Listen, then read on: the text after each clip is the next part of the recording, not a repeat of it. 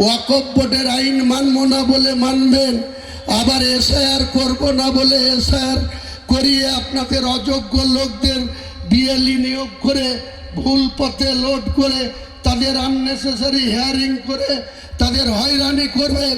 আর সেই মুসলমানরা আপনাকে আবার ভোট দিয়ে চতুর্থবারের জন্য মুখ্যমন্ত্রী করবে? কোনো মতেই না। আর মুসলিম ভাইরা আপনাদেরকে যখনই বলবে যে তোমরা ভোট কাটুয়া, ওরা একটাই বলে শিখেছে যে তোমরা মমতা ছাড়া তোমাদের উপায় নেই, মমতাকে ভোট না দিয়ে অন্য কাউকে ভোট দিলে বিজেপি এসে যাবে। আমি বলছি বিজেপি আসবে না, বিজেপিকে রোখার দায়িত্ব আমরা নেব। আমরা বিজেপিকে 100 পার করতে দেব না, আর মমতা ব্যানার্জির দলকে 50 পার করতে দেব না।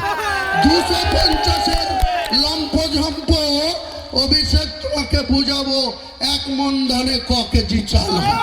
আগামী দিনে ওয়েট করো, হুমায়ুন কবির বাজি